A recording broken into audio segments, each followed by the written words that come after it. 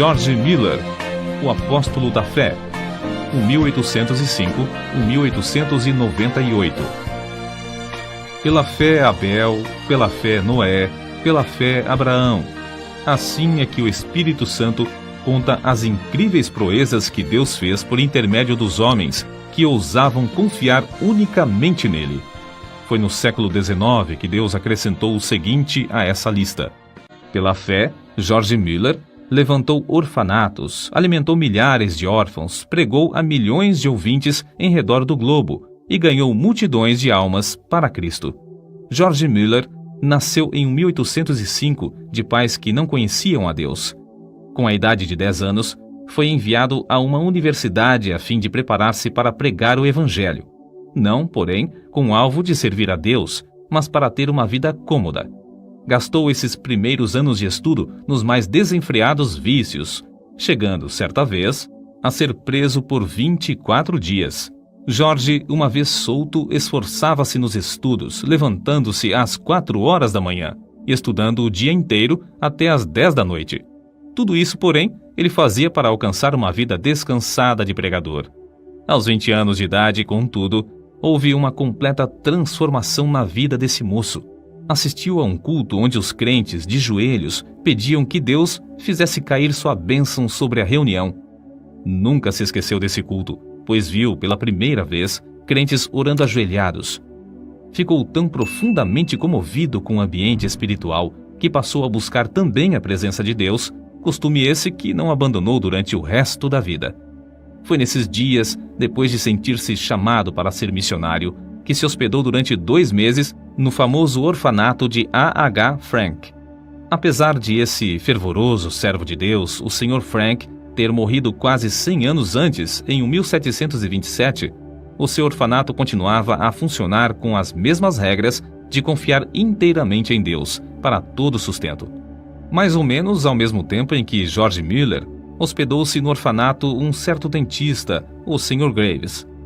Ele havia abandonado suas atividades, que lhe rendiam um salário de $7.500 por ano, a fim de ser missionário na Pérsia, confiando só nas promessas de Deus para suprir todo o seu sustento. Foi assim que George Miller, o novo pregador, recebeu nessa visita a inspiração que o levou mais tarde a fundar seu orfanato sobre os mesmos princípios. Logo depois de abandonar sua vida de vícios para andar com Deus, chegou a reconhecer o erro, mais ou menos universal, de ler muito acerca da Bíblia e quase nada da Bíblia. Esse livro tornou-se a fonte de toda a sua inspiração e o segredo do seu maravilhoso crescimento espiritual. Ele mesmo escreveu: "O Senhor me ajudou a abandonar os comentários e a usar a simples leitura da Palavra de Deus como meditação. O resultado foi que, quando a primeira noite fechei a porta do meu quarto para orar e meditar sobre as Escrituras, aprendi mais em poucas horas do que antes durante alguns meses. A maior diferença, porém, foi que recebi, assim, força verdadeira para a minha alma." Antes de falecer, disse que lera a Bíblia inteira cerca de 200 vezes. 100 vezes o fez estando de joelhos. Quando estava ainda no seminário, após os cultos domésticos realizados à noite com os outros alunos, frequentemente continuava orando até a meia-noite. De manhã, ao acordar, chamava-os de novo para a oração às 6 horas. Certo pregador, pouco tempo antes da morte de George Miller, perguntou-lhe se orava muito. A resposta foi esta: "Algumas horas todos os dias, e ainda vivo no espírito de oração. Oro enquanto ando, enquanto deitado e quando me levanto. Estou constantemente recebendo respostas. Uma vez persuadido de que certa coisa é justa, continuo a orar até receber. Nunca deixo de orar. Milhares de almas têm sido salvas em resposta às minhas orações. Espero encontrar dezenas de milhares delas no céu. O grande ponto é nunca cansar de orar antes de receber a resposta. Tenho orado 52 anos, diariamente, por 2 homens, filhos de um amigo da minha mocidade. Não são ainda convertidos, porém, espero que o venham a ser. Como pode ser de outra forma? Há promessas inabaláveis de Deus e sobre elas eu descanso." Não muito antes de seu casamento, não se sentia bem com o costume de receber salário fixo, preferindo confiar em Deus em vez de confiar nas promessas dos irmãos. Deu sobre isso as 3 seguintes razões. Primeira, um salário significa uma importância designada, geralmente adquirida do aluguel dos bancos. Mas a vontade de Deus não é alugar bancos. Tiago, capítulo 2, versículos 1 ao 6. Segunda, o preço fixo de um assento na igreja, às vezes, é pesado demais para alguns filhos de Deus, e não quero colocar o menor obstáculo no caminho do progresso espiritual da igreja. Terceira, toda a ideia de alugar os assentos e ter salário torna-se tropeço para o pregador, levando-o a trabalhar mais pelo dinheiro do que por razões espirituais. George Miller achava quase impossível ajuntar e guardar dinheiro para qualquer imprevisto e não ir direto a Deus. Dizia que assim, o crente confia no dinheiro em caixa, em vez de confiar em Deus.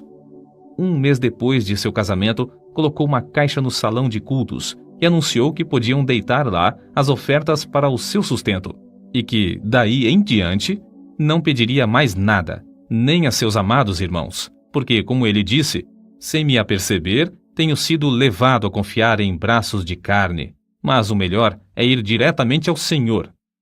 O primeiro ano findou com grande triunfo, e George Miller disse aos irmãos que, apesar da pouca fé ao começar, o Senhor tinha ricamente suprido todas as suas necessidades materiais. E ainda mais importante, tinha-lhe concedido o privilégio de ser um instrumento na sua obra.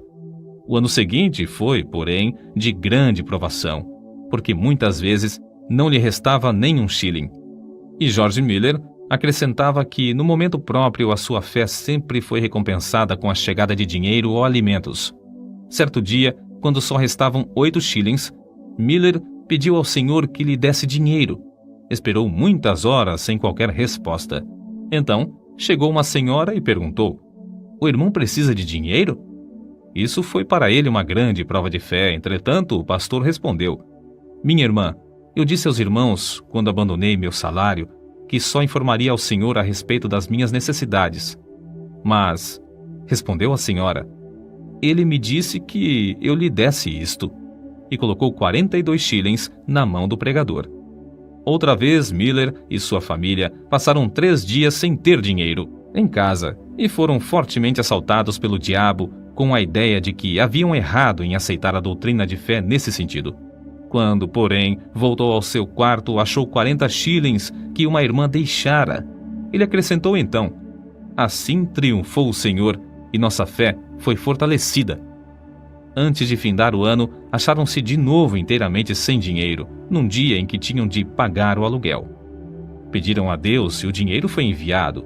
Nessa ocasião, George Miller fez para si a seguinte regra, da qual nunca mais se desviou: "Não nos endividaremos, porque achamos que tal coisa não é bíblica."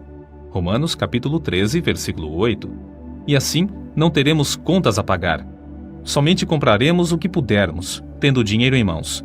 Assim sempre saberemos quanto realmente possuímos e quanto temos o direito de gastar. Deus, assim, gradualmente treinava o novo pregador a confiar nas suas promessas. Estava tão certo da fidelidade das promessas da Bíblia que não se desviou durante os longos anos da sua obra no orfanato, da resolução de não pedir ao próximo e de não se endividar. Um outro segredo que o levou a alcançar tão grande bênção de confiar em Deus foi a sua resolução de usar o dinheiro que recebia somente para o fim a que fora destinado. Essa regra ele nunca infringiu, nem para tomar emprestado, apesar de se ter achado milhares de vezes face a face com as maiores necessidades. Nesses dias, quando começou a provar as promessas de Deus, ficou comovido pelo estado dos órfãos e pobres crianças que encontrava nas ruas. Reuniu algumas dessas crianças para comer consigo às 8 horas da manhã e, a seguir, durante 1h30, ensinava-lhes as Escrituras. A obra aumentou rapidamente. Quanto mais crescia o número para comer, tanto mais recebia para alimentá-las, até se achar cuidando de 30 a 40 menores. Ao mesmo tempo, George Miller fundou a Junta para o Conhecimento das Escrituras na nação e no estrangeiro. Os alvos eram: primeiro, auxiliar as escolas bíblicas e as escolas dominicais. Segundo, espalhar as Escrituras. Terceiro, aumentar a obra missionária. Tudo foi feito com a mesma resolução de não se endividar, mas sempre pedir a Deus, em secreto, todo o necessário. Certa noite, quando lia a Bíblia, ficou profundamente impressionado com as palavras: "Abre bem a tua boca e te encherei." Salmos, capítulo 81, versículo 10. Foi levado a aplicar essas palavras ao orfanato, sendo-lhe dada a fé de pedir 1000 libras ao Senhor. Também pediu que Deus levantasse irmãos com qualificação para cuidar das crianças. Desde aquele momento, esse texto bíblico serviu-lhe como lema, e a promessa se tornou em poder que determinou todo o curso da sua vida. Deus não demorou muito a dar a sua aprovação de alugar uma casa para os órfãos. Foi apenas 2 dias depois de começar a pedir que ele escreveu no seu diário: "Hoje recebi o primeiro shilling para a casa dos órfãos." 4 dias depois, foi recebida a primeira contribuição de móveis, um guarda-roupa. Além disso, uma irmã ofereceu seus serviços para cuidar dos órfãos. Naquele dia, George Mueller escreveu que estava alegre no Senhor e confiante em que ele ia completar tudo. No dia seguinte, George Mueller recebeu uma carta com estas palavras: "Oferecemo-nos para o serviço do orfanato se o irmão achar que temos as qualificações. Oferecemos também todos os móveis, etc., que o Senhor nos tem dado. Faremos tudo isso sem qualquer salário, crendo que, se for a vontade do Senhor usar-nos, Ele suprirá todas as nossas necessidades." Desde aquele dia, nunca faltaram no orfanato auxiliares alegres e devotados, apesar de a obra aumentar mais depressa do que George Mueller esperava. 3 meses depois, finalmente conseguiu alugar uma grande casa e anunciou a data da inauguração do orfanato para o sexo feminino. No dia da inauguração, porém, ficou desapontado. Nenhuma órfã foi recebida. Somente depois de chegar à casa é que se lembrou de que não as tinha pedido. Naquela noite humilhou-se, rogando a Deus o que anelava. Ganhou a vitória de novo, pois veio uma órfã no dia seguinte. 42 pediram entrada antes de findar o mês, sendo que já havia 26 no orfanato. Durante o ano, houve grandes e repetidas provas de fé. Aparece, por exemplo, no seu diário: "Sentindo grande necessidade ontem de manhã, fui dirigido a pedir com insistência a Deus, e em resposta, à tarde, um irmão deu-me 10 libras. Muitos anos antes da sua morte, afirmou que até aquela data tinha recebido, da mesma forma, 5.000 vezes a resposta, sempre no mesmo dia em que fazia o pedido. Era seu costume, e recomendava também aos irmãos, manter um livro onde, numa página, assentava seu pedido com a data em que fora feito, e no lado oposto, a data em que recebera a resposta. Dessa maneira, foi levado a desejar respostas concretas aos seus pedidos, sem que houvesse dúvida acerca dessas respostas. Com o aumento do orfanato e do serviço de pastorear os 400 membros de sua igreja, George Mueller achou-se demasiadamente ocupado para orar. Foi nesse mesmo tempo que chegou a reconhecer que o crente podia fazer mais em 4 horas, depois de uma em oração, do que em 5 sem oração. Essa regra ele a observou fielmente durante 60 anos. Quando alugou a segunda casa para os órfãos do sexo masculino, disse: "Ao orar, estava lembrado de que pedia a Deus o que parecia impossível receber dos irmãos, mas que não era demasiado para o Senhor conceder. Ele orava com 90 pessoas sentadas às mesas. Senhor, olha para as necessidades de teu servo." Essa foi uma oração a que Deus abundantemente respondeu. Antes de morrer, testificou que, pela fé, alimentava 2.000 órfãos, sendo que nenhuma refeição se fez com atraso de mais de 30 minutos. Muitas pessoas perguntavam a George Mueller como ele conseguia saber a vontade de Deus, pois não fazia nada sem primeiro ter a certeza de que era da vontade do Senhor. Ele respondia: "Procuro manter o coração em tal estado que ele não tenha qualquer vontade própria no caso. De 10 problemas, já temos a solução de 9, quando conseguimos ter um coração entregue para fazer a vontade do Senhor, seja essa qual for. Quando chegamos verdadeiramente a tal ponto, estamos quase sempre perto de saber qual é a sua vontade. Tenho o coração entregue para fazer a vontade do Senhor. Não deixo o resultado ao mero sentimento ou a uma simples impressão. Se o faço, fico sujeito a grandes enganos. Procuro a vontade do Espírito de Deus por meio da sua palavra. É essencial que o Espírito e a palavra acompanhem um ao outro. Se eu olhar para o Espírito sem a palavra, fico sujeito também a grandes ilusões. Depois, considero as circunstâncias providenciais. Essas, ao lado da palavra de Deus e do seu Espírito, indicam claramente a sua vontade. Peço a Deus em oração que me revele a sua própria vontade. Assim, depois de orar a Deus, estudar a palavra e refletir, chego à melhor resolução deliberada que posso com a minha capacidade e conhecimento. Se eu continuar a sentir paz, no caso, depois de 2 ou 3 petições mais, sigo conforme essa direção. Nos casos mínimos e nas transações de maior responsabilidade, sempre acho esse método eficiente. George Miller, 3 anos antes da sua morte, escreveu: Não me lembro em toda a minha vida de crente, num período de 69 anos, de que eu jamais buscasse, sinceramente e com paciência, saber a vontade de Deus pelo ensinamento do Espírito Santo por intermédio da palavra de Deus, e que não fosse guiado certo.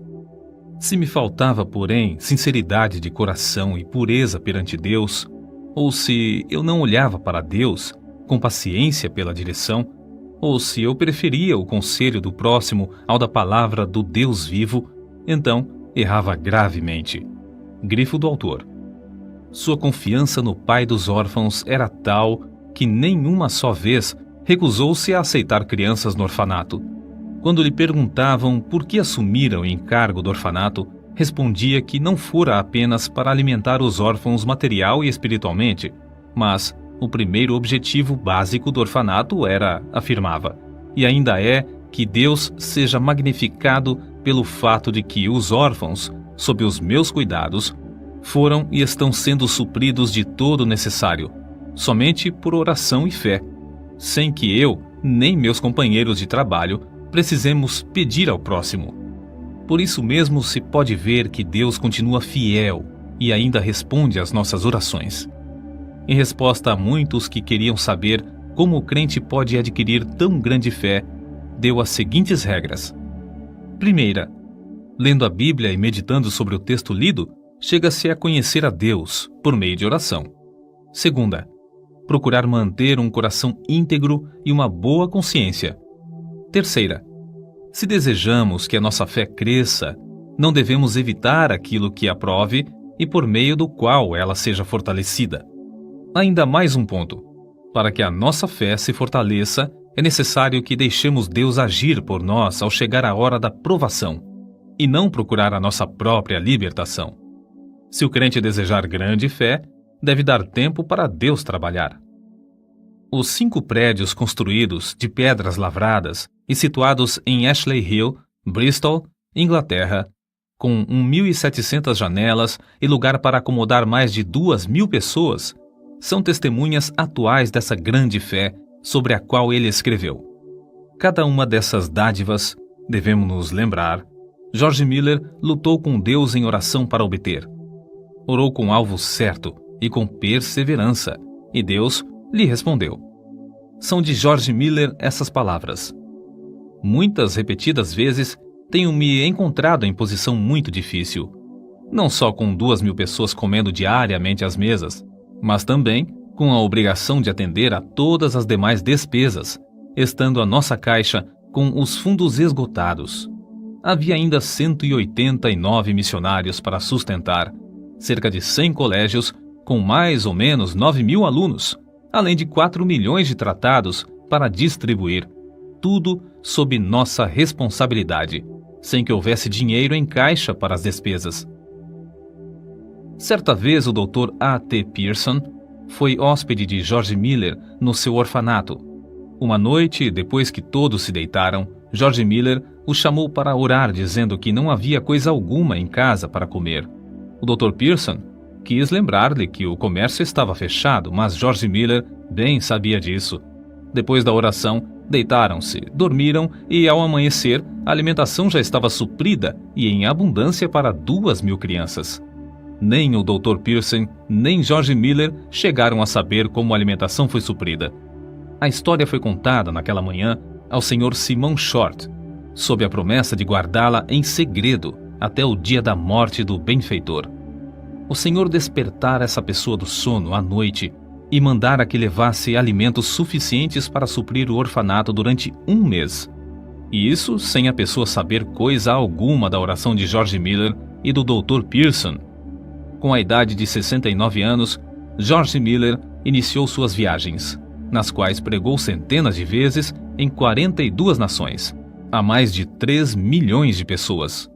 Recebeu, em resposta às suas orações, tudo de Deus para pagar as grandes despesas. Mais tarde, ele escreveu: "Digo com razão, creio que eu não fui dirigido a nenhum lugar onde não houvesse prova evidente de que o Senhor me mandara para lá."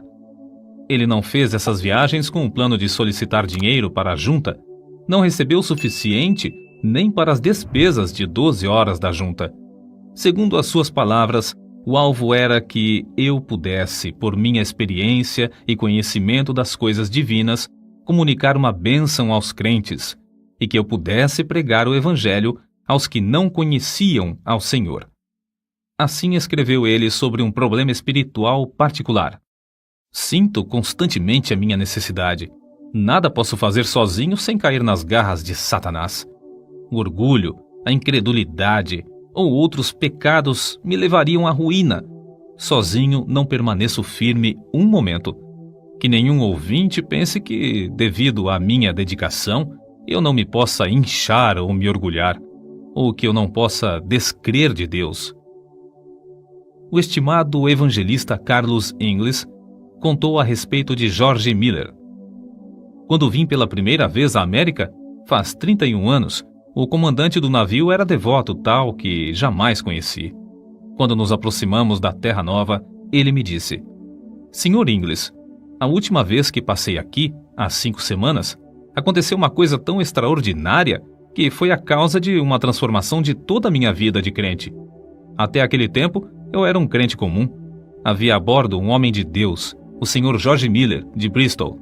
Eu tinha passado 22 horas sem me afastar da ponte de comando, nem por um momento, quando fui assustado por alguém que me tocou no ombro. Era o Sr. George Miller.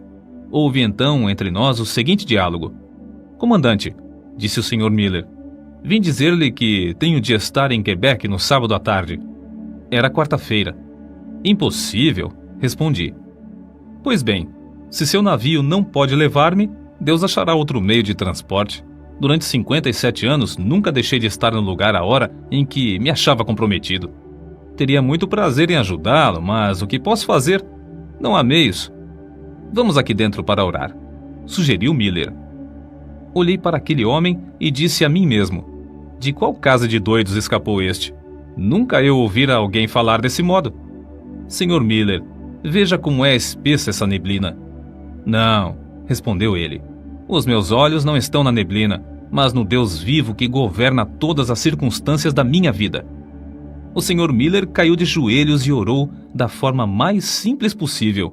Eu pensei, é uma oração como a de uma criança de 8 ou 9 anos. Foi mais ou menos assim que ele orou. Ó Senhor, se for da tua vontade, retira esta neblina dentro de 5 minutos. Sabes como me comprometi a estar em Quebec no sábado. Creio ser isto a tua vontade. Quando findou, eu queria orar também, mas o Sr. Miller pôs a sua mão no meu ombro e pediu que não o fizesse, dizendo: Comandante, primeiro, o senhor não crê que Deus faça isso, e, em segundo lugar, eu creio que ele já o fez. Não há, pois, qualquer necessidade de o senhor orar nesse sentido. Conheço, comandante, o meu senhor há 57 anos, e não há dia em que eu não tenha audiência com ele. Levante-se, por favor. Abra a porta e verá que a neblina já desapareceu. Levantei-me, olhei, e a neblina havia desaparecido. No sábado à tarde, George Miller estava em Quebec. Para ajudá-lo a levar a carga dos orfanatos e apropriar-se das promessas de Deus em oração, lado a lado com ele, George Miller tinha consigo, havia quase 40 anos, uma esposa sempre fiel. Quando ela faleceu, milhares de pessoas assistiram ao seu enterro, das quais cerca de 1.200 eram órfãs. Ele mesmo, fortalecido pelo Senhor, conforme confessou, dirigiu os cultos fúnebres no templo e no cemitério. com a idade de 90 anos, pregou o sermão fúnebre da segunda esposa, como fizera na morte da primeira. Uma pessoa que assistiu a esse enterro assim se expressou: tive o privilégio, sexta-feira, de assistir ao enterro da Sra. Miller e presenciar um culto simples, que foi, talvez pelas suas peculiaridades, o único na história do mundo. Um venerável patriarca preside o culto do início ao fim. Com a idade de 90 anos, permanece ainda cheio daquela grande fé que o tem habilitado a alcançar tanto e que o tem sustentado em emergência, problemas e trabalhos de uma longa vida. No ano de 1898, com a idade de 93 anos, na última noite antes de partir para estar com Cristo, sem mostrar sinal de enfraquecimento das forças físicas, deitou-se como de costume. Na manhã do dia seguinte, foi chamado, na expressão usada por um amigo pessoal. O querido ancião Miller desapareceu de nosso meio para o lar, quando o mestre abriu a porta e o chamou ternamente, dizendo: "Vem."